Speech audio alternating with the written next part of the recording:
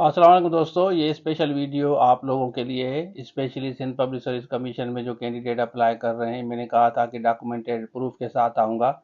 Video को पूरा देखें, दोस्तों के साथ ज़रूर शेयर करें और जितने भी आपके सब्जेक्ट्स हैं ये स्क्रीन पे जो शो हो रहे हैं, ये सब का कोर्स आपको मिलेगा। स्क्रीन पे नंबर शो हो रहा है, रब्ता कर सकते हैं और इस वीडियो को सबके साथ शेयर करें। मैंने कहा था ना डॉक्यूमेंटेड प्रूफ, तो आज मैं आपके साथ आ रहा हूँ डॉक्यूमेंटेड प्रूफ के साथ। आपको बताऊंगा कि अपर एज का क्या इशू है, किस तरह हल होगा। तो चलिए शुरू करते हैं। अच्छा देखें, यहाँ पे आप आ जाएं, ये नोटिफिकेशन देखें, ये 27 जुलाई को इशू हुआ है। ऊपर आप देखें डेट नज़र आएगी 27 जुलाई को। इसमें 15 साल की रिलैक्सेशन है और यहाँ पे एक्सपायरी हो रही है 30 जून।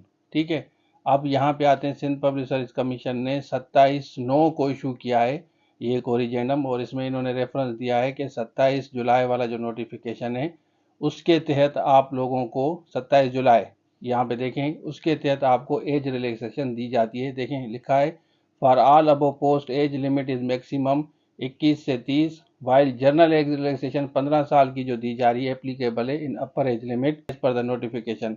अब ये नोटिफिकेशन 27/9 को इशू हुआ है और यहाँ पे देखें ये जो नोटिफिकेशन है ये एक्सपायर हो रहा है।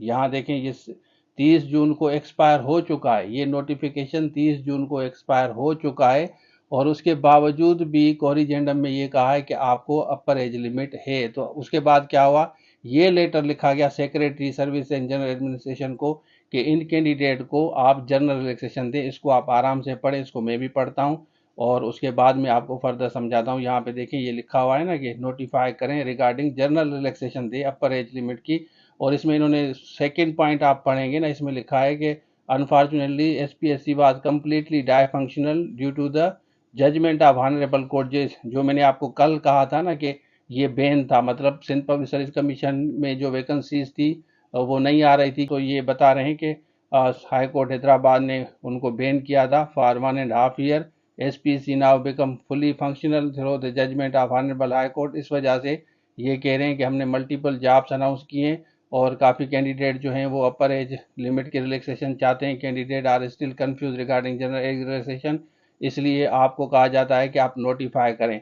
और उसके बाद आपको मैं बता चलूँ कि गवर्नमेंट ने ये नोटिफिकेशन इशू किया था, ये वाला नोटिफिकेशन है और ये वाला नोटिफिकेशन इशू हुआ था। तो अब इसमें आप अंदाज़ा लगाएं, 16/11 को लिखा गया था, पहले आपको 27/9 को इन्होंने जनरल इलेक्शन दे दी, 30 को नोटिफिकेशन आपका ये ख़त्म हो गया और उसके बाद आप देखें कि 16/11 को गवर्नमेंट को इन्होंने लिखा था और उसके बाद ये नोटिफिकेशन आया, तो आपको अपर एज लिमिट मिली थी। अब करना क्या है, अब करना ये है कि आप लोग ज़ाहिर वॉइस रेज करेंगे, हम भी वीडियो के थ्रू आप लोगों को गाइड कर रहे हैं। देखें ये लीगल पॉइंट है, ये इस तरह नहीं है कि मैं मुंह उठा के आप चलाऊं तो आप ऐसे ही बातें करता रहूं।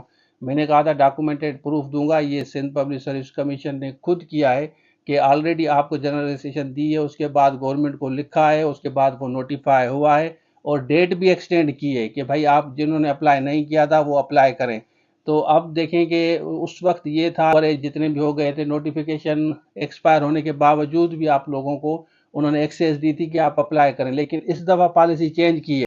इस दफ़ा आपका अप्लाई नहीं हो रहा ना, आपने ट्राई किया होगा और मुझे आप बताएं कि जो 29 साल और 11 मंथ वाले हैं उनका हो रहा है या नहीं हो रहा, जो सिलेक्ट सब्जेक्ट स्पेशलिस्ट के लिए अप्लाई कर रहे हैं, और 27 साल 11 मंथ वाले जो असिस्टेंट के लिए अप्लाई कर रहे हैं, तो वो कमेंट सेक्शन में आप बताएं कि हो रहा है या नहीं हो रहा, या 30 साल 1 या 2 दिन वालों का हो रहा है या नहीं हो रहा, वो भी आप मुझे बताएं। फिर फर्दर स्ट्रेटेजी आपको बताऊंगा। 28 साल 2 दिन 1 दिन वाले का हो रहा है या नहीं हो रहा असिस्टेंट में, वो भी आप बताएं। और ये डॉक्यूमेंटेड प्रूफ का मकसद ये है कि आप लोग रिलैक्स रहें, इंशाल्लाह बेहतर होगा। आई एम श्योर कि सिंध पब्लिक सर्विस कमीशन लिखेगी इसी तरह, फिर डेट भी एक्सटेंड करेगी, क्योंकि देखें आप पैनिक हो गए हैं, परेशान हो गए हैं। और देखें अगर डाई फंक्शनल थी तो सिमिलरली वो कंटिन्यू है ना, डाई फंक्शनल थी। अब फ्रेश ग्रेजुएट वाले तो शायद आवाज़ रेज ना करें, वॉइस रेज ना करें, क्योंकि उनको उनका कंपटीशन, वो तो चाहेंगे कि कंपटीशन ना हो। लेकिन आप लोग जो अपर एज वाले हैं, वो 30+ वाले स्पेशली, तो आप कोशिश करें पॉलिटिशियन से भी मिलें, सियासतदान जितने भी हैं, जो जो आपके अप्रोच में है, गवर्नमेंट को भी आप लिखें, एप्लीकेशन लिखें, सिंध पब्लिक सर्विस कमीशन को लिखें, सोशल मीडिया का सही इस्तेमाल करें, पॉजिटिव। आई एम 100% श्योर कि आप लोगों के साथ इंसाफ होगा, बेहतर होगा और अपर एज लिमिट में आपको चांस मिलेगा। अच्छा, इसमें एक और बात रह गई, वो मैं आपको बताना चाहूँ कि समटाइम्स इस तरह होता है जैसे नेचुरली आपने अप्लाई नहीं किया तो आप तैयारी भी नहीं करेंगे, तो Sindh public service commission narrow time में ये नोटिफाई भी कराती है, हालांकि प्रैक्टिस हो चुकी है ऑलरेडी। और उसके बाद आपके पास इतना टाइम नहीं होता तैयारी का, प्रिपरेशन का, ज़ाहिर है नेचुरली आपका अप्लाई नहीं हुआ तो आप तैयारी क्यों करेंगे ना। तो वैसे नॉर्मली मैं आपको सजेस्ट करूंगा कि आप अपनी प्रिपरेशन जारी रखें। आई एम 100% श्योर कि नोटिफाई भी होगा, डेट भी एक्सटेंड होगी, आप अप्लाई भी कर पाएंगे। और आप लोग इस चीज़ पे ट्रस्ट करें कि ये ज़रूर होगा। और तैयारी आप अपनी कंटिन्यू रखें, जो कैंडिडेट तैयारी कर रहा है अपनी तैयारी पकड़ें, इंशाल्लाह ये नोटिफाई भी होगा और डेट भी एक्सटेंड होगी। अब इसके बारे में आप क्या कहते हैं कमेंट सेक्शन में आप ज़रूर बताएं। और ओवर एज वाले टोटल कैंडिडेट कितने हैं वो कमेंट्स में आप ज़रूर लिखें, जैसे पता चल सके कि कितने लोग हैं जो चाहते हैं कि ये नोटिफाई हो जाए। तो ये था आज के लिए, thank you so much, Allah.